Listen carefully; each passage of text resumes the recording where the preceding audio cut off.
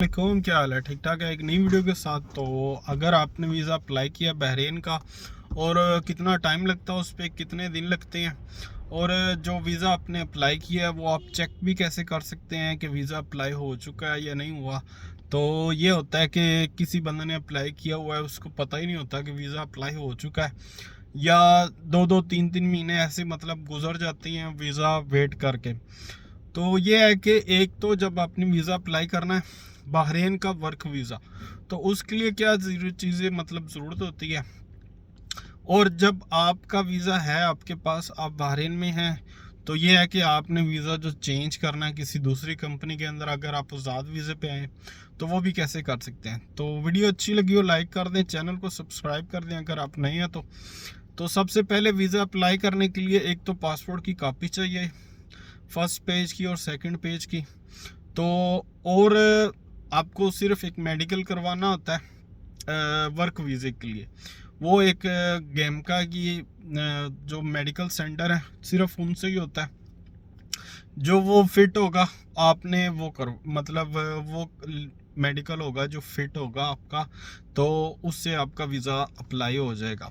तो एक चीज़ होती है कि अगर आप, कुछ बंदे ऐसे होते हैं जो पैसे दे के मेडिकल करवाते हैं जिनका क्लियर नहीं होता या कोई भी मसले की वजह से, तो कोशिश करें कि आप जो आपका रेगुलर मेडिकल है उसमें अगर आप फिट आते हैं तो वो ही करें। क्योंकि ऐसा नहीं होता है कि अगर आपने वहाँ पे किसी भी तरीके से अपना मेडिकल करवा के फिट अगर आप आ गए हैं, तो यहाँ पे बहरीन आने के बाद आपका 2 दिन के बाद फिर से मेडिकल होगा। तो वो होगा आपका कौन सा सेंटर होगा, मतलब यहाँ पे अब प्राइवेट मेडिकल करते हैं, किसी भी सेंटर के हिसाब से आपको मेडिकल सेंटर मिल जाएगा, तो आपने वहाँ से जाके मेडिकल करवा लेना। तो वहाँ पे ऐसा कोई सिस्टम नहीं होता मतलब कि आप क्लियर करवा लेंगे। तो कोशिश करें कि आप किसी भी तरीके से अपना जो मेडिकल है वो रेगुलर करवाएं। और वीज़ा अप्लाई करने के टाइम तकरीबन उसका 2 मंथ का टाइम होता है मेडिकल का। तो एक्सपायर होने से पहले पहले आप वीज़ा अप्लाई कर दें, या जो आपने मतलब एजेंट को पेपर दे चुके हैं अगर आप, तो कोशिश करें, अगर आपके मेडिकल एक्सपायर होने का एक दिन भी बाकी है ना, तो आपका वीज़ा अप्लाई हो सकता है। लेकिन अगर आपका मेडिकल एक्सपायर हो चुका, एक दिन ऊपर भी हो चुका है, तो फिर आपका जो वर्क वीज़ा है ना वो अप्लाई नहीं होगा, तो वो कैंसिल हो जाएगा 2-3 दिन के बाद। तो अप्लाई होने से बाद अगर आपका मेडिकल कैंसर मतलब एक्सपायर हो भी जाता है तो उसका बड़ा कोई इशू नहीं होता, क्योंकि वो ऑलरेडी जब आपने अप्लाई किया तो वो आपका मेडिकल जो है ना वो क्लियर था, अपडेट थी उसकी। तो एक नॉर्मली जो वीज़ा अप्लाई होने के बाद जो वीज़ा आपको मिल जाता है ना, तो तकरीबन 20 से 22 दिन लगते हैं टोटल। उसमें जो फ्राइडे सैटरडे या वो मिला के छुट्टियां जो होती हैं जहाँ पे ऑफिस क्लोज होते हैं, वो मिला के तकरीबन 22 से 25 दिन कर लें, इससे ज़्यादा ऊपर टाइम नहीं लगता है। अप्लाई होने के टाइम पे एक एप्लीकेशन नंबर मिलता है LMR की तरफ से। LMR जो वीज़ा जहाँ पे मतलब जो बहरीन के अंदर जब आप वीज़ा अप्लाई करते हैं तो वो LMR में अप्लाई करते हैं। तो जब आपने अप्लाई करना है वहाँ से एक एप्लीकेशन नंबर मिलता है एम्प्लॉयर को, जो वो ट्रैक कर सकता है, मतलब कि आपका वीज़ा अप्लाई हो चुका है वो चेक कर सकते हैं। अगर तो कोई आपको एप्लीकेशन नंबर देता है तो वो तो बेस्ट है, मतलब आप खुद भी चेक कर सकते हैं। LMR की वेबसाइट है, गूगल पे लिखेंगे ना LMR बहरीन, तो वो नीचे ऑप्शन खुलेंगे। आपने जब जस्ट जाना है वेरिफिकेशन, एक ऑप्शन होगा, लिंक होगा, उसको ओपन करेंगे, थोड़ा ऊपर करेंगे, नीचे 4 तरह के उसके ऊपर ऑप्शन होंगे। एक एप्लीकेशन नंबर होगा, एक पर्सनल नंबर, एक पासपोर्ट, और एक और होगा, उसका मुझे अभी याद नहीं है। तो कोशिश, अगर आपके पास एप्लीकेशन नंबर है, आप एप्लीकेशन नंबर लगाएंगे तो आपका जस्ट स्टेटस शो हो जाएगा, वीज़ा इन प्रोग्रेस में आपका स्टेटस शो हो जाएगा जब वीज़ा अप्लाई हो जाएगा। उसके बाद कुछ दिन के बाद, एक हफ्ता मतलब 7 दिन, 8 दिन या 10 दिन के बाद, जब वो इमिग्रेशन से क्लियर हो जाएगा तो आपका वीज़ा वैलिड एम्प्लॉयमेंट वीज़ा वो लिख के आ जाएगा। तो समझे कि आपका वीज़ा हाफ जो है वो क्लियर हो गया, इमिग्रेशन से क्लियर हो गया। उसके बाद वो फिर इन प्रोग्रेस में जाएगा। Progress employment visa, in progress employment visa, फिर आपको वो येलो कलर का लिख के आ जाएगा। अब वो तब तक रहेगा जब तक आपको LMR की तरफ से ईमेल नहीं आएगी एम्प्लॉयर को कि आपका वीज़ा रेडी है, आप पेमेंट करें और अपने वीज़े की पेमेंट करें और वीज़ा प्रिंट कर लें। बहरीन का वीज़ा जो होता है ना, वो आपको जस्ट एक ईमेल के अंदर एम्प्लॉयर को वो वीज़े का प्रिंट मिल जाता है। मतलब ना इसका कोई पासपोर्ट के ऊपर स्टिकर लगता है ना, और इस तरह का कोई सिस्टम होता है कि आपने किसी ऑफिस में जाना है और वहाँ पे स्टैंप लगवानी है। इस तरह का कोई ऐसा चक्कर नहीं होता। जस्ट आपको ईमेल के ज़रिए पेपर मिलेगा वीज़े का, और वो ही वीज़ा होता है। तो उसको आपको चेक करने के लिए एक तो सिस्टम ये है कि आप उसके ऊपर एक पर्सनल नंबर होगा आपका, वो डिफरेंट, मतलब कि जो आपको इशू होगा वो पर्सनल नंबर, वो कोई और का नहीं है, वो सिर्फ आपका वो पर्सनल नंबर है। एक तो उससे चेक कर सकते हैं, दूसरा एप्लीकेशन नंबर से भी चेक कर सकते हैं, सेम स्टेटस आएगा। और तीसरा आपका जो पासपोर्ट नंबर है ना, पासपोर्ट नंबर से भी आप उसको वेरीफाई कर सकते हैं कि हाँ ये मेरा वीज़ा ओके, ये मेरा ही वीज़ा है, मतलब कोई और मसला तो नहीं है। क्योंकि आजकल क्या हो रहा है, काफ़ी लोग ऐसे भी हैं कि 2-3 दिन पहले एक बंदा आया था, एयरपोर्ट पे आ गया बहरीन के। जब उन्होंने चेक किया इसका पासपोर्ट पे, मतलब वो स्कैन किया, तो वो बोलते हैं कि इसका वीज़ा ये फेक वीज़ा है। तो उसको बिठा लिया उन्होंने। फिर दोबारा जिस बंदे से उसने वीज़ा लिया था उसको बताया, उसने कहा हाँ जी मैंने तो किसी और बंदे से लिया था वीज़ा। तो उसको बताया, उसने कहा कोई मसला होगा। अब वो एयरपोर्ट पे बैठा रहा, फिर उसकी दूसरे दिन की टिकट हुई है और उसके बाद वो दोबारा फिर वापस किया। तो इस मसले से बचने के लिए, या इससे बेहतर है कि आप कोशिश करें कि अपना वीज़ा एक दफ़ा खुद वेरीफाई कर लें, उसके बाद आप टिकट करवाएं। उसके लिए आपको पासपोर्ट नंबर होता है ना, वो आपको वो जो LMR की वेबसाइट है वहाँ से अगर आप चेक कर लें तो ये होगा कि आपको एक क्लियर मिल जाएगा कि हाँ ये मेरा वीज़ा है। तो एक तो ये चेक करने का सिस्टम है, मतलब इतने दिन के बाद रेडी हो जाओ, फिर आपको वीज़ा मिल जाएगा। अगर आप पाकिस्तान से आ रहे हैं तो आपको प्रोटेक्टर करवाना ज़रूरी होता है वीज़े का। प्रोटेक्टर के अंदर ऐसा नहीं होता कि अगर आपका फेक वीज़ा भी है तो वो आपको बताएंगे ये आपका फेक वीज़ा है, क्योंकि वो प्रोटेक्टर के अंदर उन्होंने पैसे लेने होते हैं, वो आपकी जस्ट इंश्योरेंस करनी होती है आप किस कंट्री के लिए जा रहे हैं।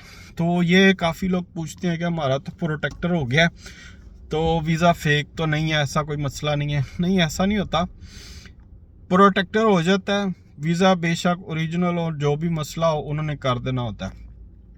उसके बाद अगर आप के पास अब जो मतलब चल रहा है, जो काफ़ी ऑफलोड भी कर रहे हैं, उसके लिए आप जिससे आपने वीज़ा लिया आप उससे कहें कि मतलब हमें ना एक एग्रीमेंट का पेपर भी दे दें।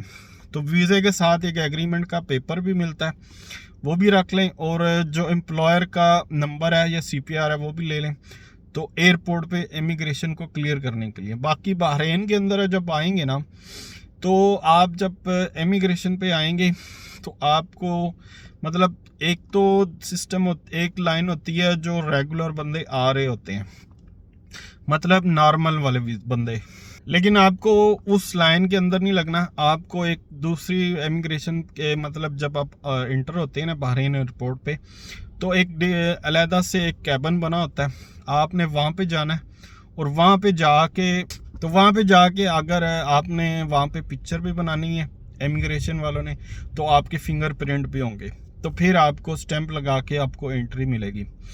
तो वहाँ पे आपको जस्ट अपना पासपोर्ट देना है, वीज़े की कॉपी नहीं देनी, उन्होंने स्कैन करना है, तो आपके ऑलरेडी पूरा रिकॉर्ड उस पासपोर्ट के अंदर आ जाएगा। उसके बाद जब आपको एंट्री मिल जाएगी फिर कोई मसला नहीं है। तो फिर आपको एम्प्लॉयर को आपके जो मतलब जिससे आपने वीज़ा लिया होता है ना, उसको ईमेल आएगी कि आपका बंदा यहाँ पे पहुँच गया, तो इंटर हो गया। तो उसको फिर एक मेडिकल की मेल आएगी कि ये मेडिकल सेंटर है इस बंदे का, और वहाँ पे जाके उसने अपना मेडिकल करवाना है। वो तकरीबन 1 या 2 दिन के बाद की डेट होती है, वहाँ पे आपने मेडिकल करवाना होता है। उसकी तकरीबन फ़ीस है 20 दिनार है, टोटल बहरीनी 20 दिनार है, 20 BD है। तो वो आपने उस सेम टाइम पे करनी होती है। तो जस्ट आपको उसकी रिपोर्ट की ज़रूरत नहीं होती है, वो ऑलरेडी वो सिस्टम में रिपोर्ट डाल देते हैं। तो उसके बाद आप एम्प्लॉयर के पास काम करें या जिस कंपनी के अंदर मतलब काम कर रहे हैं उस कंपनी के अंदर काम कर लें। नहीं तो अगर आपने मतलब बाहर काम करना है तो वो भी कर सकते हैं। लेकिन अगर आपने कोई काम मिलता आपको, आपने वीज़ा चेंज करना है, तो जब आपने वीज़ा चेंज करना है तो उसका सिस्टम क्या होता है कि अगर आपको 6 मंथ हो गए हैं, आपने उस वीज़े को किसी कंपनी के अंदर चेंज करना है, तो आपका जो पहले वाला वीज़ा है ना वो कैंसिल नहीं होगा ऐसे सेम टाइम पे। आपको क्या करना पड़ेगा, आपको वो दूसरी जगह वीज़ा अप्लाई करना होगा। जो पहले वाला एम्प्लॉयर है उनसे आपने वो अपना जो वीज़ा है ना उसकी मोबिलिटी ऑन करवानी है, तो आपका दूसरी जगह वीज़ा अप्लाई हो जाएगा, वो कैंसिल भी नहीं होगा। मतलब वैलिड एम्प्लॉयमेंट वीज़े पे ही आपका वीज़ा दूसरी जगह अप्लाई हो जाएगा। जब वीज़ा रेडी हो जाएगा, तकरीबन 3-4 दिन या 1 हफ्ते के अंदर अंदर वो वीज़ा रेडी हो जाता है।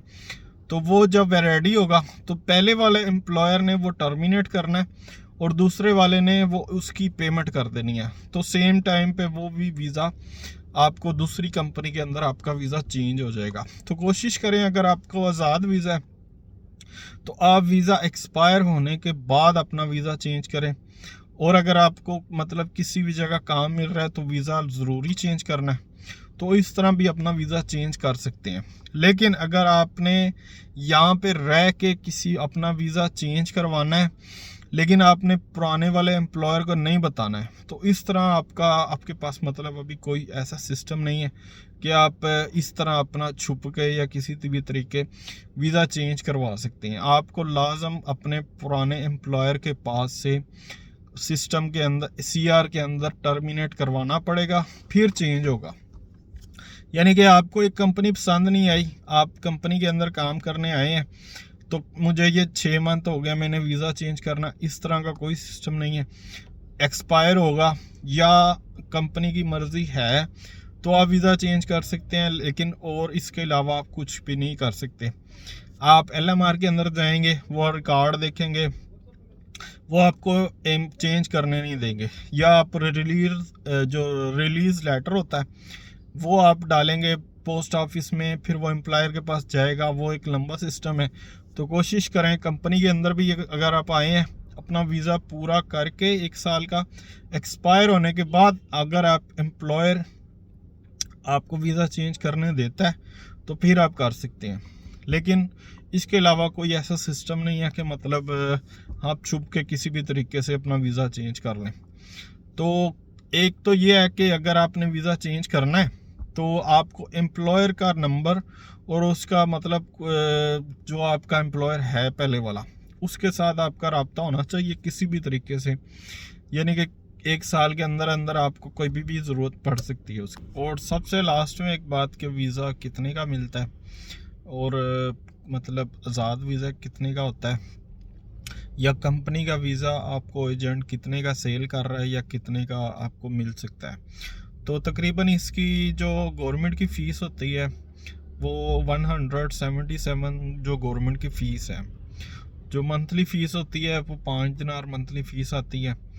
तो कुछ एजेंट ऐसे भी हैं जो सिर्फ फ़ीस के पैसे लेते हैं तो आपको वीज़ा दे देते हैं। जो कुछ कंपनी वाले ऐसे हैं, कुछ कंपनी वाले ऐसे होते हैं जो आपसे मतलब फ़ीस के पैसे लेते हैं और आपका वीज़ा दे देते हैं। तो अगर आप आज़ाद वीज़ा ले रहे हैं तो आज़ाद वीज़े का अब जो नॉर्मल जो आप किसी भी एजेंट से लेते हैं तो तकरीबन 700 दिनार से 750 दिनार, कुछ 650 दिनार पे भी वीज़ा दे रहे हैं जो आज़ाद वीज़ा है। उसके अंदर क्या होता है कि आपने एक ही दफ़ा पेमेंट करनी होती है सारे वीज़े की, जो आज़ाद वीज़ा होता है। तो ये है कि आपको मंथली फिर कुछ पेमेंट नहीं करनी पड़ती। जस्ट आपने यहाँ पे आके जो मेडिकल करवाना होता है वो खुद से करवाना होता है और उसके बाद अगर आपने आईडी कार्ड बनवाना है तो वो भी एम्प्लॉयर आपको वो आईडी कार्ड बना कर देगा। इसके अलावा और कोई 1 साल के अंदर अंदर आपकी कोई फ़ीस नहीं होती। तो आपने काम जहाँ पे करना है वो आपकी मर्ज़ी होती है, आप जहाँ पे मर्ज़ी काम कर सकते हैं। 1 साल के बाद अगर आपने वही वीज़ा रिन्यू करवाना है, अगर सेम स्पॉन्सर से करवाएंगे शायद आपका वो 500 दिनार में भी वीज़ा रिन्यू करवा दें या 600 दिनार में भी कर दे वीज़ा रिन्यू। तो अगर आप कंपनी के अंदर आ रहे हैं तो वो कंपनी वाले खुद से ही आपका वीज़ा रिन्यू कर देते हैं। तो कुछ कंपनी वाले आपको फ़ीस की पैसे लेते हैं बहरीन के अंदर इस टाइम पे, कुछ ऐसे हैं कंपनी वाले जो आपसे फ़ीस के भी पैसे नहीं लेते। तो वो सैलरी का हिसाब होता है, उस हिसाब से वो आपके वीज़ा रिन्यू करना उनका ही काम होता है। तो वीडियो अच्छी लगी हो तो चैनल को सब्सक्राइब कर लें, वीडियो अच्छी लगी हो वीडियो को लाइक कर दें। Thank you so much.